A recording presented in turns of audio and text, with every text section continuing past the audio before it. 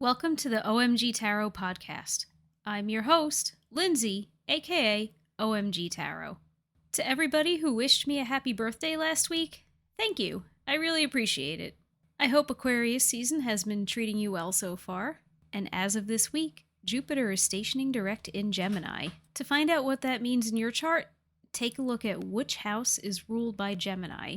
So if you ran your chart last week, pull that right up. And if you're looking at a round chart, take a look at the outer rim.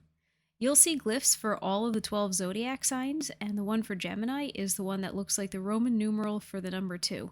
This is the house that's being most affected by the Jupiter transit, and this is true for every transit. So whenever you hear something like Mercury has gone into Virgo or Venus has gone into Gemini, you can see how that'll affect you personally by finding the zodiac sign that the planet has moved into in your chart.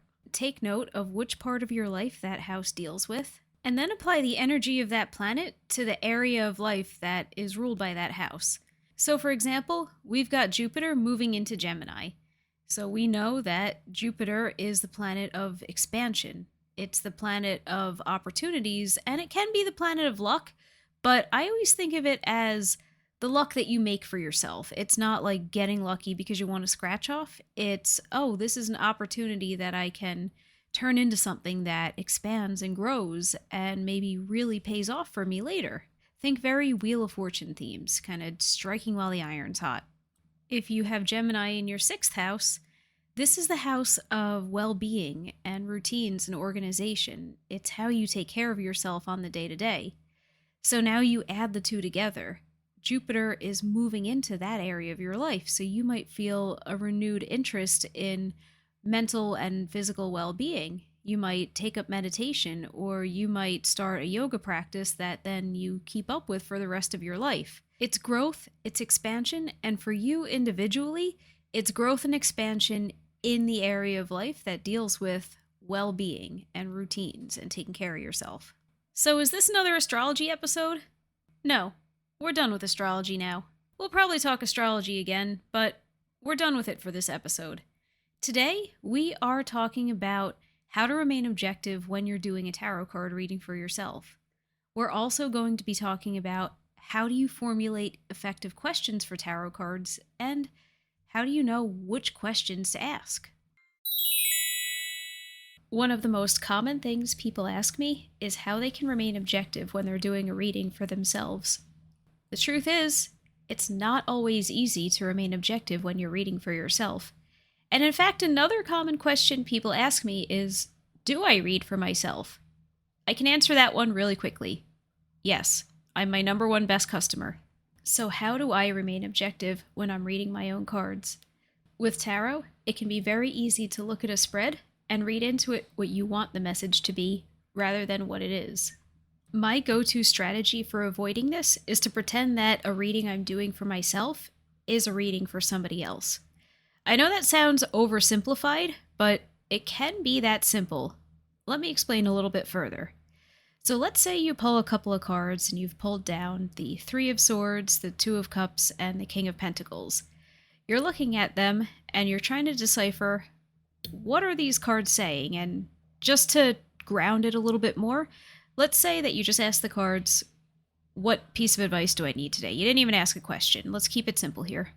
You might first see that 2 of Cups and go, ooh, I'm going to meet someone. And that King of Pentacles and go, hell yeah, and they're going to be rich. And, I mean, maybe, sure. But I think that's a very superficial reading of these 3 cards. And I think it's a good example of seeing what you want to see. Because the King of Pentacles isn't just rich. Let's break him down. We've talked about him quite a bit, particularly in our Kings episode. He's well off and he's grounded. He's supportive. He's stable. He's essentially the rock that everybody else is built upon, and he's the provider for everybody else. But a lot of times, especially in a poll where the goal was just get some advice for the day, a court card is you. It's not somebody else who you're interacting with. It's typically, who are you being asked to be? That's not to say that your advice can't involve another person. Maybe you're being advised about your relationship with them. But I think that if you've asked the cards, what's the message I need today? I just don't think they're going to come out and say, oh, guess what? You're going to be the love of your life, and he's going to be handsome and rich and wonderful and blah, blah, blah. And also, I've noticed that in this example, our hypothetical person ignored that Three of Swords. Talk about reading into it what you want to see, right? So a way to push beyond that and get a more authentic reading out of this is to pretend that you're doing it for somebody else. That way you're removing yourself from the situation a bit, and by building in that bit of distance, it's easier for you to remain objective.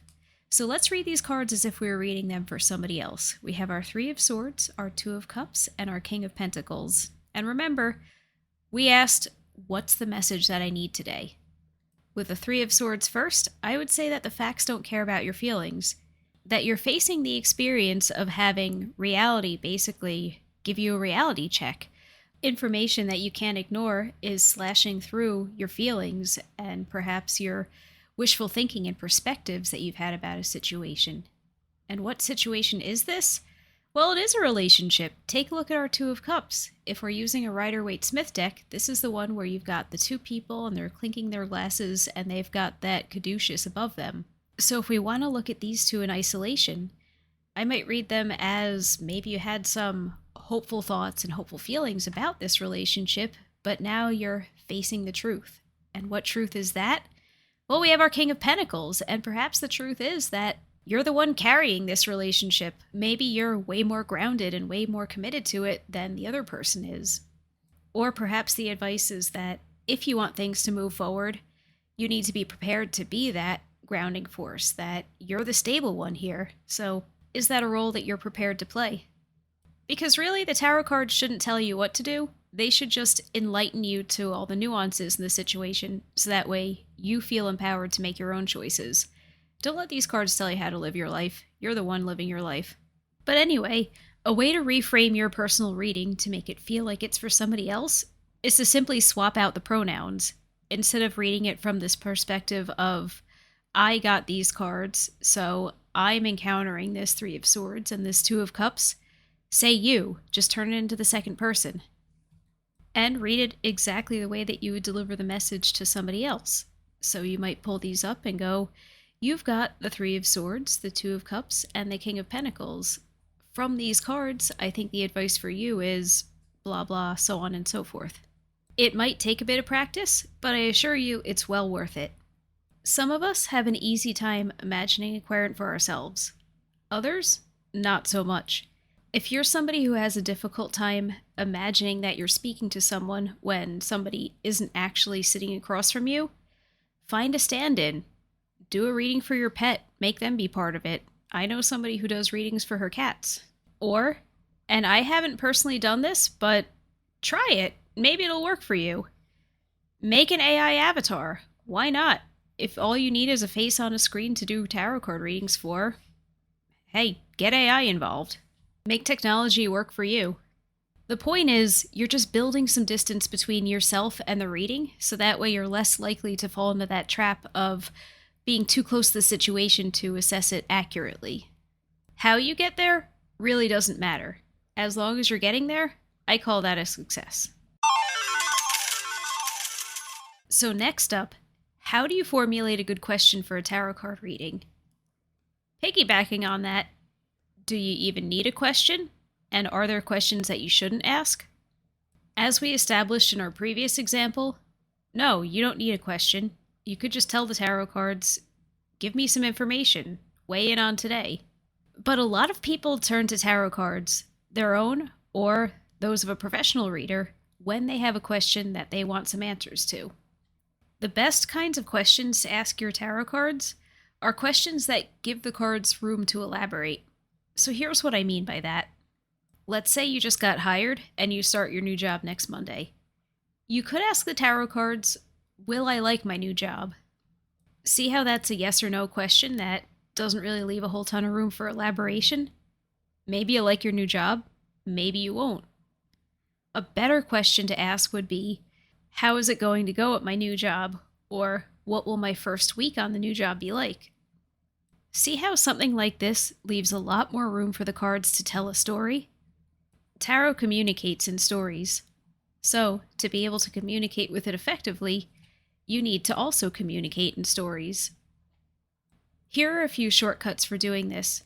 Ask questions in phrases like, "What should I know about X?" or "What would be the best way for me to approach Y?" An example of this could be, instead of asking, "Am I qualified for a certain position?" you could rephrase it as, "What do I need to know about a certain position?" and then let the cards tell you. This gives them some room to explain exactly not only if you're qualified or not, but how you're qualified or not.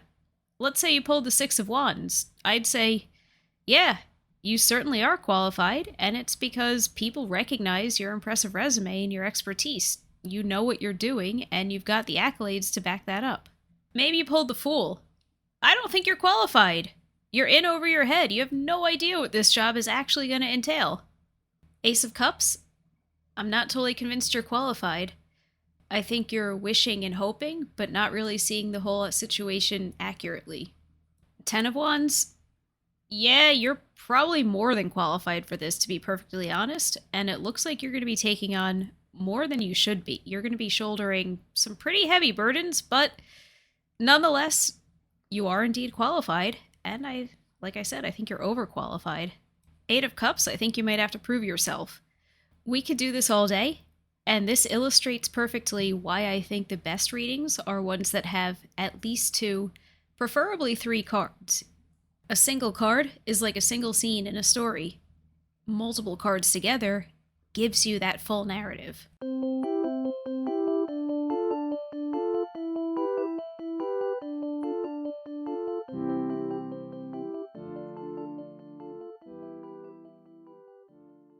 Beyond asking questions that give the cards enough room to elaborate, another type of question that I think is best is one that positions the querent as the main character in the story.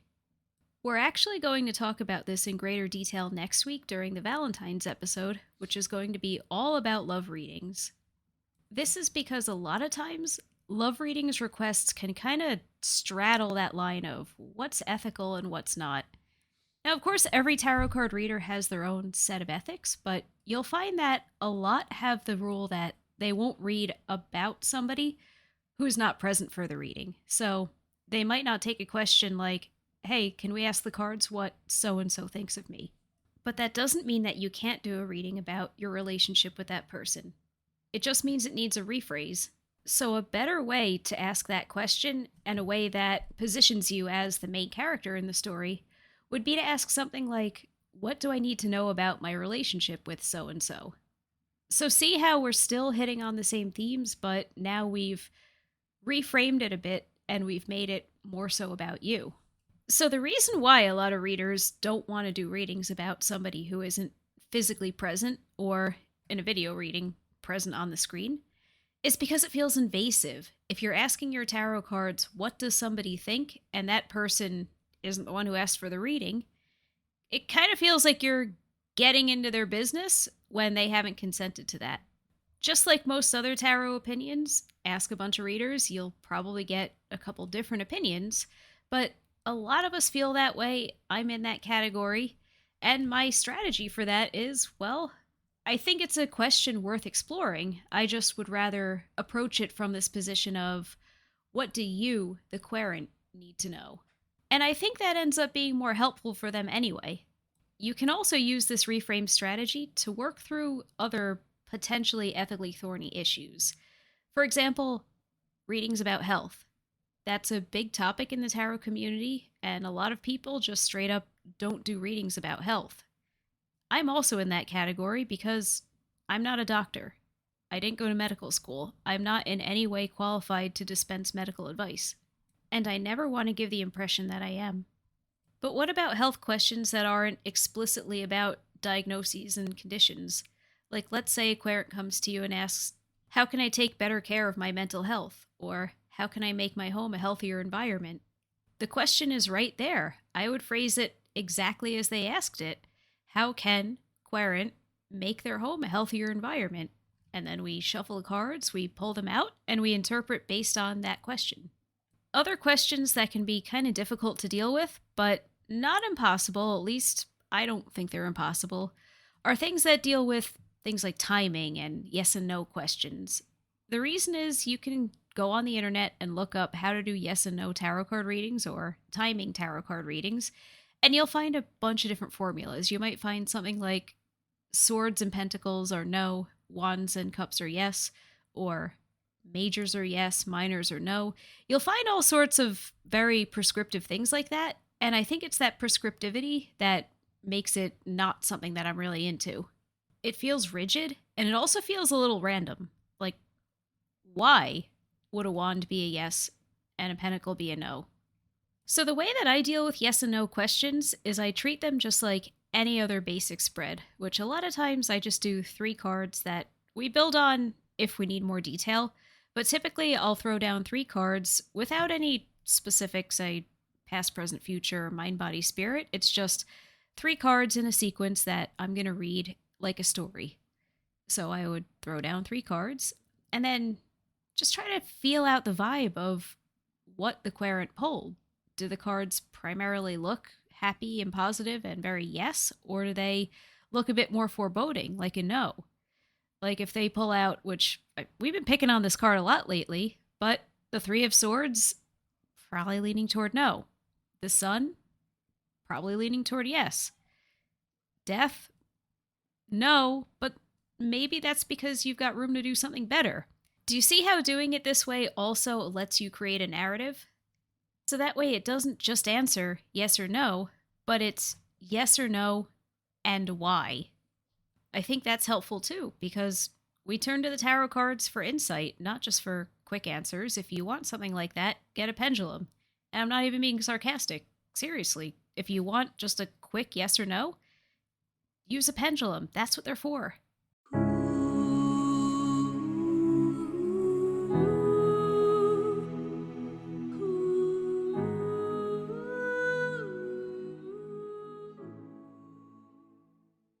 Now, what about timing questions? This is something else people are often interested in. If you're really savvy, take a look at their chart and pull in some astrology. If you're not, or you just don't care to run a chart and pore over it right now, take a look at the suits that you pull, or when you pull major arcana cards, the suits that they'd be associated with. Each tarot suit, and thus each element, is associated with a season. The wands are associated with spring, the cups are associated with summer, the pentacles are associated with fall, and the swords are associated with winter. Now you might be asking, why? And isn't that just as random as a yes and no association? Maybe, perhaps. This is a fairly standard association, but you might find variations on it. In fact, I think you will. And if you find a different one that makes more sense to you, absolutely use that, because I'm not really going to bat for this one. It's one that I like because it makes me feel like the symbolism lines up and makes sense. So with the fiery wands, that's self-start and motivation and yeah, let's drive, let's do this. That kicks off spring. It's, all right, those plants are growing, we want to go outside. It's like that first beautiful day that all of a sudden you feel like, oh my God, life is wonderful again. I didn't realize I was depressed all winter until the sun came out. And maybe you would rather associate the wands with summer because fire is hot and so is the summer. Maybe it even makes sense to then make the cups the spring because April showers, right?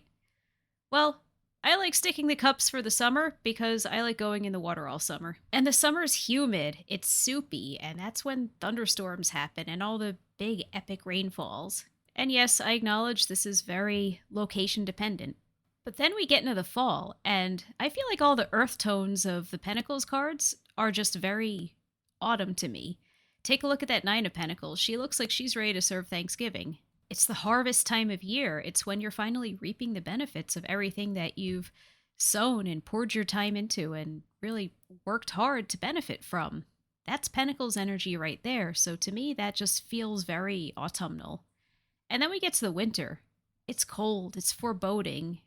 So are the swords. The swords, they're cold. They're detached. Pulling a swords card probably is going to make you want to just go curl up in your nice cozy home under a blanket and just wait out the winter. And then if we want to extend this to the major arcana, take a look at each card's zodiac or planetary association. So the star, it's Aquarius. I would count that as a swords card. The High Priestess, she's the moon. That's watery. That's associated with Cancer, so I would count her as an honorary cups card. And so what this all means for timing, would be if somebody asks me a timing question, I would pull some cards and I would look at what seasons are we seeing here. Are we seeing a lot of pentacles? I would say, all right, look for something to happen around the fall. If I pulled out a very specific zodiac card like the Devil, I might say Capricorn season. Take a look between December 20 and January 20, give or take, because that is Capricorn season. And if they have a couple, maybe I'd average them, maybe I'd look at the narrative between the cards. It really is going to come down to what cards have they pulled. Now, as you can see, timing is a little fuzzy. It's not the most exact thing. And so when people ask me for a timing reading, I always give them that caveat that I'll do my best, but just know that this is not a cut and dry thing. And if they're sitting down for a tarot card reading, they know that. So I wouldn't really overthink it, but I would be honest. Because above all, whether you're reading for yourself or for another person, you need honesty. A good tarot card reader is honest, and that includes being honest about topics that you won't cover for ethical reasons or things that are outside your skill set. But enough with the preachiness. I think the discussion about matching elements, suits, and seasons is a really good example of how, as you become more savvy with your deck and build out your tarot skills, the more you're going to build out your personal tarot vocabulary. So for you, the seasonal associations that I mentioned might make a lot of sense, and you might roll with that. Or you might say, actually, the swords make most sense for fall, because fall is when you go back to school and tend to do a lot of that academia stuff. Sure, go ahead. You might make the argument that actually you want to put the wands for winter because new year, right? Fiery, blazy, let's go, let's do this. Have at it. Your tarot practice is your own.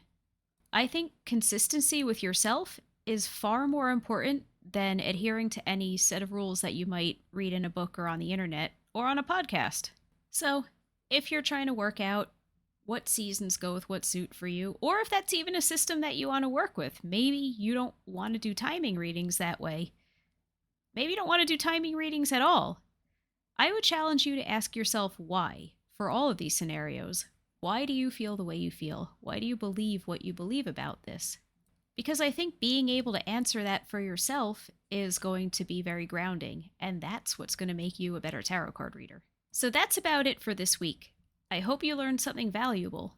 And I hope you can take some of the questions we posed today to challenge yourself and really get to the root of why do you do certain things in your practice the way you do them? And if you don't have a why, search, find your why. You don't even have to go out and advertise why you do things the way you do. Just, I think that as long as you personally know why you make the choices you make and why you ultimately make the calls that you make in the readings that you do, that's going to make your practice stronger. And if you want to share your thoughts with me, you know my inbox is always open.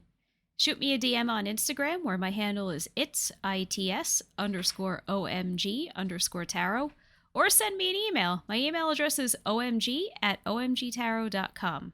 I love hearing from listeners. I really do. And if you want to leave me a review on Spotify, Apple, or wherever you get podcasts, that'd be cool too.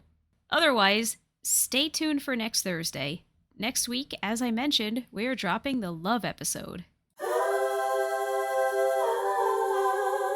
So don't miss it. That's all for now. Have a good weekend. Bye-bye.